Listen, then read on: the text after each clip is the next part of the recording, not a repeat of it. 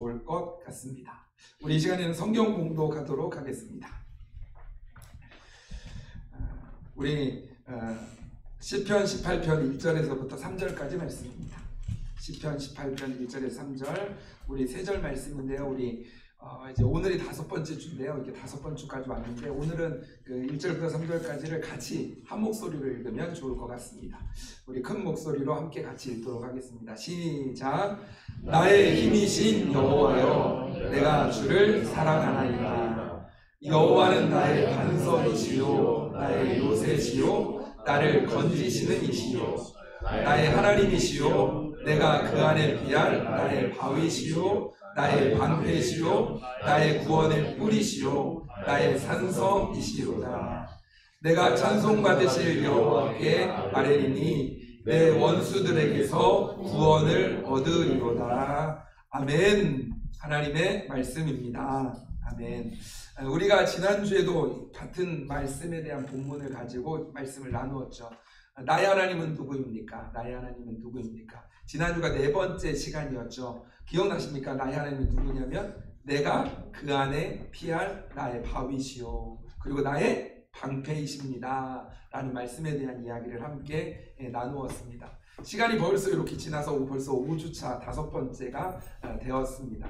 하나님께서 매주마다 주시는 은혜가 있고 또 한 주 한 주 삶을 살아가면서 하나님께서 느끼게 하시는 그런 부분들이 있는 것 같습니다. 여러분은 한 주를 살아오면서 여러분에게 내가 그 안에 피할 나의 바위 되신 하나님, 또 나의 방패 되신 그 하나님을 누리며 느끼면서 한 주를 살아오셨습니까? 그 하나님, 또 성령님께서 순간순간 깨닫게 하셔서 그 하나님을 느끼며 또 살아갈 수 있는 은혜가 있으셨습니까? 지난주도 한 주 이렇게 쭉 지내오면서 하나님께서 말씀들을 또 기억나게 하시고 또 나의 바위가 되시고 나의 반석이 되신 또 반사의 영성, 이 부분이 많이 생각이 나더라고요. 하나님 앞에 우리에게 이제 그 방패, 반사, 이렇게 때로는 삶을 살아가다 보면 우리 안에 여러 가지가 나를 공격해 올 때가 있죠. 불화살 같은 게 다가올 때가 있죠. 그럼 방패로 반사하면서 이제 그것들을 그 반사해서 나가게 하는 거죠. 내 안에 들어와서 나를 힘들게 하고 내 안에 들어와서 나에게 깊이 들어가서 창자국이 생기는 게 아니라 방패로 막아 버리는 거죠. 여러분, 반사. 그래서 내게 오는 악한 것들, 또 잘못된 것들, 나를 부정적으로 만드는 것들은 자꾸 반사해 나아가는 은혜가 있었으면 좋겠습니다. 믿음의 방패로요. 믿음의 방패로. 왜냐하면 우리의 존재가 하나님 안에서 소중한 존재이기 때문인 거죠. 그 안에 하나님께서 주시는 은혜들을 누려가는 것. 오늘은 여호와는 나의 구원의 뿌리시요 나의 산성이시요, 이 부분에 대해서 함께 살펴보려고 합니다. 어떤 하나님이라고요? 나의 구원의 뿌리시요 나의 산성이십니다. 여러분 1절 2절 말씀 암송 이제 하실 수 있으시겠죠? 같이 한번 저랑 한번 해보실까요? 나의 힘이신 여호와여, 내가 주를 사랑하나이다. 여호와는 나의 반석이시요 나의 요새시요 나를 건지시는 이시요 나의 하나님이시요. 그 다음 뭐죠? 나의 구원의 뿌리시요 나의 산성이시요. 갑자기 저도 그 순간 생각이 나의 하나님이시요, 그 다음에 내가 그 안에 피할 나의 바위시요, 그 다음에 나의 방패시요. 오늘 나오는 거죠. 나의 구원의 뿌리시요 나의 산성이시로다. 이렇게 되어지죠. 9가지에 대한 부분들, 그 말씀이 있죠. 옆 사람하고 한 번 더 이야기하면 좋을 것 같습니다. 나의 구원의 뿌리십니다. 그리고 나의 산성이십니다. 한번 옆 사람 얼굴 보면서 한번 얘기 한번 해보시겠습니까? 나의 구원의 뿌리십니다.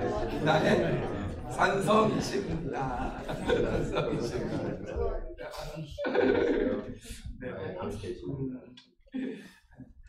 성경에 보면 다윗처럼 하나님의 은혜를 많이 받은 사람도 없는 것 같습니다. 정말로 하나님께서 부어주시는 은혜가 정말로 많았어요. 또 그리고 하나님의 음성을 듣고 그 가운데 나아가면 하나님이 승리로 인도하여 주시고 역사하시는 일들이 참 많습니다. 근데 또 반면에 보면 다윗처럼 대적이 많았던 사람도 없습니다. 다윗을 대적하고 또 위험 가운데, 그래서 쫓겨다니기도 하고 도망다니기도 하고 많은 일들이 있었죠. 다윗이 왕이 되었을 때 이스라엘은 사방으로 대적들이 삥 둘러싸고 있었습니다. 그래서 동쪽에는 모압이, 또 그리고 서쪽에는 블레셋이, 그리고 남쪽에서는 에돔이, 그리고 북쪽에서는 아람 연합군들이 막 진치고 있었습니다. 그러니까 동서남북해서 온 나라 주변으로 해서 다 방해하고 공격하고 힘들게 하는, 둘러싸여 있는 그런 상황들이 굉장히 많이 있었습니다. 그러니까 어려움들 속에 다윗이 삶을 살아간 거죠. 우리 안에도 여러 가지 어려움들이 있죠. 때로는 동쪽에서, 때로는 서쪽에서만 오면 좋겠지만, 때로는 남쪽에서, 때로는 북쪽에서도 여러 가지 어려운 일들이 우리 안에 다가오기도 합니다. 이 정도면 될 텐데 또 하나가 다가오고, 또 하나가 다가오고, 또 하나가 다가오기도 하고, 많은 일들이 우리를 힘들게 하고 어려운 가운데 있게 될 때가 있습니다. 근데 보면 여러 가지 어려운 일들이 있을 때 여러 가지 부분들이 있지만 두 가지 정도로 이렇게 그것에 대해서 반응하는 부분들이 나타나는 것 같습니다. 때로는 이렇게 반응하는 경우도 있는 것 같아요. 너무 힘들고 어려우니까 도저히 안 되겠다 포기하는 경우가 있습니다. 그리고 그 가운데 정말로 하나님은 살아계신가? 라는 물음표를 짓게 되어지는 경우가 있는 것 같습니다. 근데 반면에 또 한쪽으로는 내가 힘들고 어렵고 너무나 괴로우니까 하나님을 더 붙드는 거죠. 하나님이 아니면 안 됩니다. 하나님이 도와주셔야 됩니다 하면서 하나님을 더 의지하고 하나님을 바라보는 모습으로 나아갈 때도 있습니다. 다윗은 지금 어렵고 힘든 환경들 가운데에서 어떻게 하냐면 더욱 하나님을 의지하고 더욱 하나님을 사랑하며 나아가는 모습이 있습니다. 그 가운데 하나님은 다윗을 어떻게 해요? 건져주시고, 또 하나님이 다윗을 승리하게 하십니다.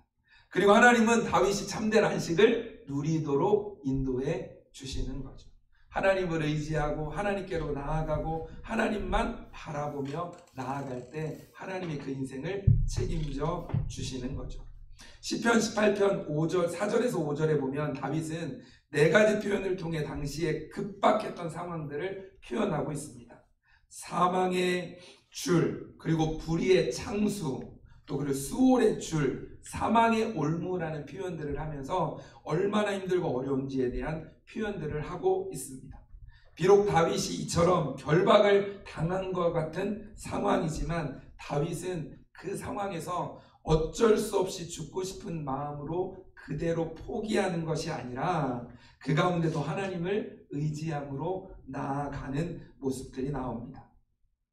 다윗은 이 상황에서 더욱더 마지막으로 한 번 더 하나님께 혼신을 다해 부르짖어 나아가게 되어지는 거죠. 그래서 시편 18편 6절에 보면 이렇게 표현합니다. 내가 환난 중에서 여호와께 아뢰며 나의 하나님께 부르짖었더니 그가 그의 성전에서 내 소리를 들으시며 그의 앞에서 나의 부르짖음이 그의 귀에 들렸도다 라고 말씀하고 있습니다. 환난 가운데 다윗은 하나님께 부르짖었습니다. 하나님께로 다가갔습니다. 그리고 하나님께 의지하며 나아가는 거죠. 근데 그 부르짖음의 소리가 어떻게 됐다고요? 하나님의 귀에 들렸다라고 말씀합니다. 그러니까 다윗이 하나님께 부르짖었더니 하나님은 그 소리를 들으셨다라고 말씀하고 있는 거죠. 우리의 부르짖음, 우리의 기도도 하나님이 들으시는 줄 믿습니다. 우리의 상황과 환경 속에서 하나님 도와주세요, 하나님 인도해 주세요, 하나님께 부르짖어 나아가면 그 음성을 하나님은 들으시는 거죠. 오늘은 여호와는 나의 구원의 뿔, 그리고 나의 산성, 이 두 가지를 살펴보겠다고 했는데요. 첫 번째 먼저 보면 여호와는 나의 구원의 뿔이십니다 라고 말씀하고 있습니다. 나의 구원의 뿔이라고 말씀하고 있습니다. 하나님께 예배하던 성막들에는 제물을 태워드리는 번제단이 있습니다. 사진 한번 보여주실까요? 여기 보면 이게 전체 성막에 대한 그림인데요. 저쪽 안에 보면 가운데쯤에 보면 네모나게 생긴 게 있죠. 그게 이제 번제단입니다. 번제단. 그 번제단을 조금 더 구체적으로 보면 이렇게 생겼습니다. 네모나게 생겼는데 그 네모 각각에 보면 하나씩 이렇게 튀어나온 게 있죠. 여기 이걸 뿔이라고 이야기를 합니다. 거기 보면 뿔 이렇게 하면서 생명 4개 이렇게 되어져 있죠. 각 모서리마다 하나씩 4개의 뿔이 이렇게 나와 있습니다. 이 희생 제물을 이 뿔에 매달기도 하고요. 그다음에 속죄제를 드릴 때 제물의 피를 이 뿔에 뿌리기도 합니다. 바르기도 합니다. 이 번제단의 뿔은 하나님의 능력, 그리고 힘, 그리고 구원과 보호를 상징하는 의미가 이 가운데 있습니다. 출애굽기 21장 12절 14절 말씀에 보면 우리 같이 한번 이 말씀 읽어봤으면 좋겠는데요. 출애굽기 21장 12절부터 14절요. 같이 한번 읽겠습니다. 시작. 사람을 쳐 죽인 자는 반드시 죽일 것이나 만일 사람이 고의적으로 한 것이 아니라 나 하나님이 사람을 그의 손에 넘긴 것이면 내가 그를 위하여 한 곳을 정하리니 그 사람이 그리로 도망할 것이며 사람이 그의 이웃을 고의로 죽였으면 너는 그를 내 제단에서라도 잡아내려 죽일지니라. 아멘. 하나님께서는 고의로 사람을 죽인 자를 제외하고 그 죽을 위기에 처한 사람들에게 하나님께서 피하여 살 수 있는 곳을 지정하셨다라고 말씀하고 있습니다. 그것이 바로 뭐냐면 번제단의 뿔입니다. 번제단의 뿔입니다. 그리고 이제 그 번제단의 뿔이 이후에는 뭐로 바뀌냐면 도피성으로 바뀌게 되어집니다. 이제 그곳에 들어가면 살 수 있게 되어지는 거죠. 하나님께서 이 말씀을 하신 때로부터 이스라엘은 한 가지 전통이 생겼는데 그것이 뭐냐면 번제단 뿔을 잡으면 살려주는 겁니다. 번제단 뿔을 잡으면 죽이지 않고 살려주는 전통이 쭉 생기게 되었습니다. 말씀 하나 더 봤으면 좋겠는데요. 누가복음 1장 68절 69절 말씀입니다. 자, 이 말씀도 우리 같이 한번 읽어볼까요? 시작. 찬송하리로다 주 이스라엘의 하나님이여 그 백성을 돌보사 속량하시며 우리를 위하여 구원의 뿔을 그 종 다윗의 집에 일으키셨으니. 아멘. 예수님은 어떤 분이십니까? 하나님께서 우리를 돌보시고 또 죄를 속량하기 위해서 일으킨 구원의 뿔이십니다. 즉 구약의 번제단은 예수님께서 우리를 죄를 대속하시고 구원하시기 위해 달리신 십자가를 예표한다고 한다면 번제단의 뿔은 우리의 유일한 구원자가 되시는 예수 그리스도를 가리키는 것입니다. 하나님께서 죄로 인해 죽을 수밖에 없는 우리를 구원하시고 우리로 하여금 당신의 능력을 힘입어 살게 하시려고 구원의 뿔 예수 그리스도를 준비해 주셨다라는 것입니다. 그러나 각 사람마다 이 예수님을 어떻게 붙잡느냐에 따라서 결과는 완전히 달라지게 됩니다. 아예 하나님께서 베푸신 이 구원의 은혜를 거부하고 예수님을 붙잡지 않으면 이 사람은 당연히 영원한 사망에 이르게 되어집니다. 그러나 이 예수님을 붙잡으면 영원한 생명을 얻게 되고 하나님과 동행하면서 살아갈 수 있는 은혜가 주어지는 거죠. 예수님을 나의 구세주로 반드시 붙들어야만 합니다. 예수님이 나의 구원자이십니다. 예수님이 나의 구주이십니다. 그 예수님을 내가 나의 구세주로 믿고 나의 주님으로 영접합니다. 이러한 고백들이 우리 안에 있어야 된다는 거죠. 이 주 예수 그리스도를 내 안에 믿고 그로 인해서 나는 죽고 그 예수로 살아가는 삶을 살아가야 합니다. 그런 삶이 바로 우리의 삶이 되어져야 하는 것이죠. 다윗이 사망의 줄, 불의의 장수, 수월의 줄, 사망의 올무, 이런 부분들이 겹겹이 쌓여 있었습니다. 다윗이 마지막 온 힘을 다해 하나님께 부르짖으며 구원의 뿔을 붙잡았을 때 그때 다윗의 심정은 어떤 심정이었을까요? 주님이 아니면 나는 죽을 수밖에 없습니다. 나를 구원하실 분은 하나님밖에 없습니다. 라는 그 간절한 마음, 사모하는 마음이 그 안에 있지 않았겠습니까? 주님이 아니면 안 됩니다. 하나님이 아니면 안 됩니다. 복음서에서도 보면 예수님께 구원받은 사람들의 이야기들이 많이 나오는데 그 구원받는 사람들의 모습을 보면 공통점들이 있습니다. 마가복음 10장에 보면 여리고성의 맹인인 거지 바디메오가 나오는데 이 사람은 많은 사람들이 잠잠하라 잠잠하라고 부르짖습니다. 하지만 더욱 소리를 내어 부르짖으며 얘기합니다. 다윗의 자손이여 나를 불쌍히 여기소서. 다윗의 자손이여 나를 불쌍히 여기소서. 더욱 예수님을 크게 부르짖으며 나아갑니다. 누가복음 8장에도 보면 12년 동안 혈루증을 앓았던 여인이 나오는데 그 많은 무리들 틈에서 어떻게 해서라도 예수님의 몸, 아니 옷자락이라도 만지면 구원받을 거라고 생각하며 예수님께 다가가는 모습들이 있습니다. 마태복음 15장에는 흉악한 귀신 들린 딸을 두었던 가나안 여인이 나옵니다. 여인은 그 예수님의 냉담한 반응에도 포기하지 않고 부스러기 은혜라도 주시기를 원하는 마음으로 예수님께 나아갑니다. 다윗의 모습, 또 복음서에 나오는 사람들은 모두 다 한결같이 도와주시면 좋고 아니면 괜찮고요가 아닙니다. 나의 구원은 오직 주님 한 분밖에 없습니다. 주님이 아니면 안 됩니다. 라는 간절함과 절박함으로 예수님께 나아가는 겁니다. 구원의 뿔 예수님을 붙잡은 것입니다. 그리고 그들은 그 믿음대로 구원을 받게 되어집니다. 구원의 뿔, 이것은 예수 그리스도에게로 나아가는 겁니다. 예수 그리스도를 붙잡을 때 그 안에 참된 생명을 얻게 되어지는 거죠.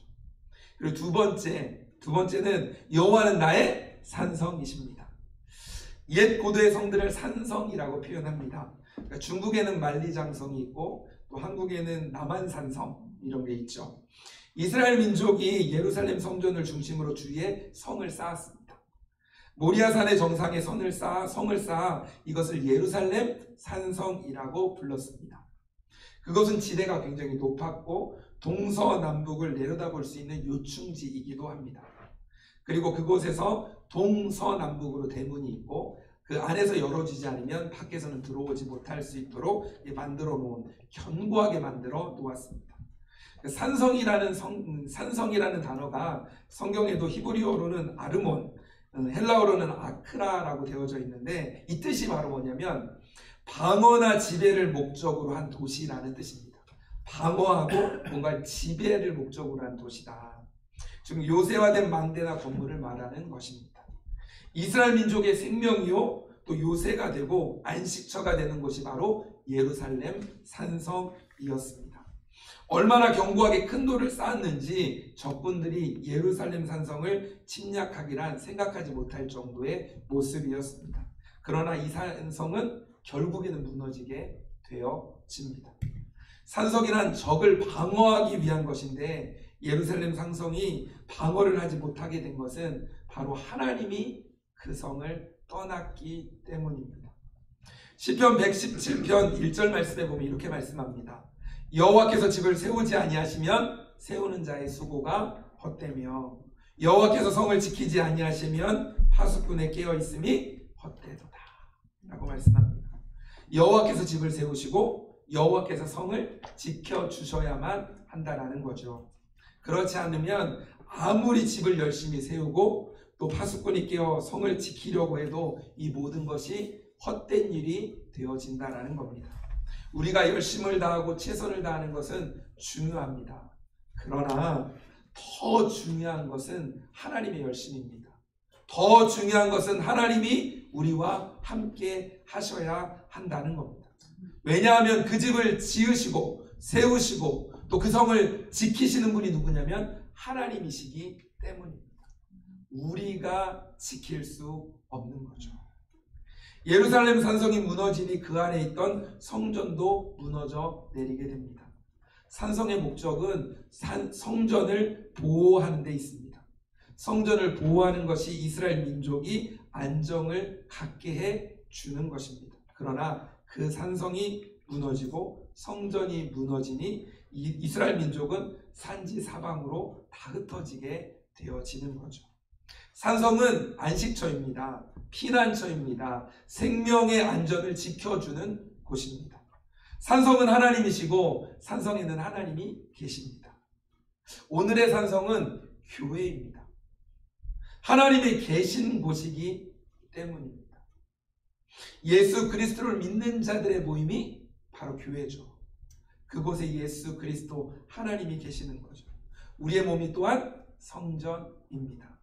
우리 안에 하나님이 계시기 때문인 거죠.